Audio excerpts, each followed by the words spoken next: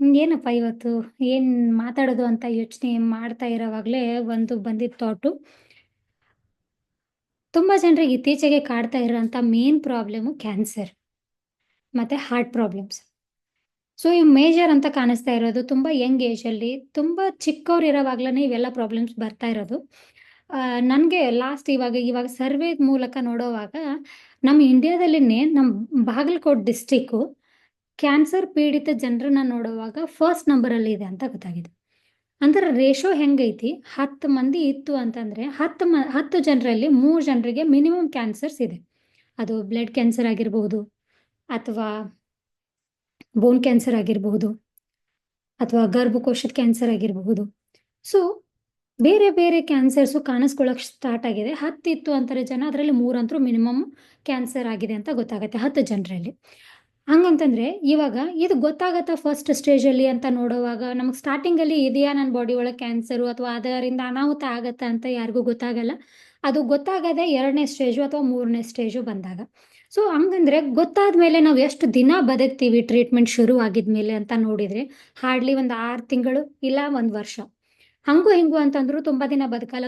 ಒಂದೂವರೆ ವರ್ಷದವರೆಗೂ maximum ಬದುಕಂತ chances ಇರೋದು.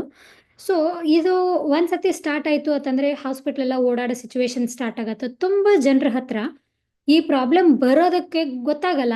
ಬಂದ ಮೇಲೆ ಟ್ರೀಟ್ಮೆಂಟ್ ಅಂತೂ ತಗೊಳ್ಳೇಬೇಕು. ತುಂಬಾ ಅಮೌಂಟನ್ನ ಖರ್ಚು ಮಾಡ್ಬೇಕಾಗ್ತೈತಿ ಹಾಸ್ಪಿಟಲ್‌ಗೋಸ್ಕರ. ಆದ್ರೂ ಕೂಡ ಚೆನ್ನಾಗಾಗಲ್ಲ. ಫೈನಲ್ ಆಗಿ ಆ ಮನುಷ್ಯ ಬದುಕದೇ ಇಲ್ಲ ಅಂತ ಆಗ್ಬಿಡತ್ತೆ.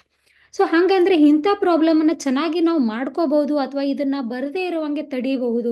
ನಮ್ಮ ಬಾಡಿ ಒಳಗೆ ಕ್ಯಾನ್ಸರ್ ಸೆಲ್ಸು ಆಡಳಿತ ನಡೆಸದೇ ಇರುವಂಗೆ ನಾವು ಮಾಡ್ಬೋದು ಅಂತ ಅಂದ್ರೆ, ಇದ್ರ ಬಗ್ಗೆ ತಿಳ್ಕೊಳ್ಳೋದು ಎಷ್ಟು ಇಂಪಾರ್ಟೆಂಟ್? ಒಂದ್ಸತಿ ನೀವು ಯೋಚನೆ ಮಾಡಿ ನೋಡಿ. Question mark. ನಿಮಗೆ ಎಷ್ಟು ಇಂಪಾರ್ಟೆಂಟ್ ಇದು? ನಂಗೆ ಅನ್ಸತ್ತೆ ಇದು ತುಂಬಾ ನಮಗೆ ಇಂಪಾರ್ಟೆಂಟ್, ನನಗೆ ಇಂಪಾರ್ಟೆಂಟ್ ಅಂತ. ಸೊ ಹಾಗಾಗಿ ಇದನ್ನ ಬಾಡಿ ಒಳಗೆ ಎಲ್ಲರ ಮೈಯಲ್ಲೂ ಕ್ಯಾನ್ಸರ್ ಸೆಲ್ಸ್ ಇರುತ್ತೆ.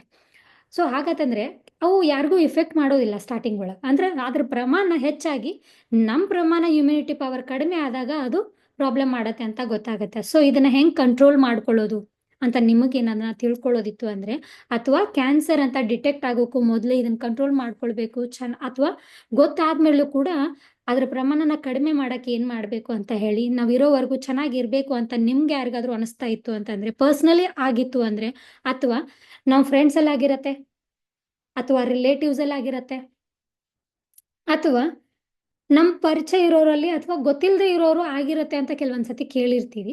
ಸೊ ಹಿಂಗೆ ಯಾರಿಗಾದ್ರೂ ನಿಮ್ಗೆ ಅನಿಸ್ತಾ ಇತ್ತು ಅಂದರೆ, ಆಗಿಲ್ಲ ಯಾವುದನ್ನು ಈ ತರ ಸಿಚುವೇಶನ್ಸ್ ಅಂದ್ರೂ ಕೂಡ ಮುಂದೆ ಬರದೇ ಇರೋ ಹಾಗೆ ಏನ್ ಮಾಡ್ಬೇಕು ಅಂತ ಕಲಿಯಕ್ಕೆ ಇಂಟ್ರೆಸ್ಟ್ ಇತ್ತು ಅಂತಂದ್ರೆ, ಇಲ್ಲಿ ಕೆಳಗಡೆ ನನ್ನ ನಂಬರ್ ಅದ, ಈ ನಂಬರಿಗೆ ಕಾಲ್ ಮಾಡಿ ಅಥವಾ ಮೆಸೇಜ್ ಮಾಡಿ.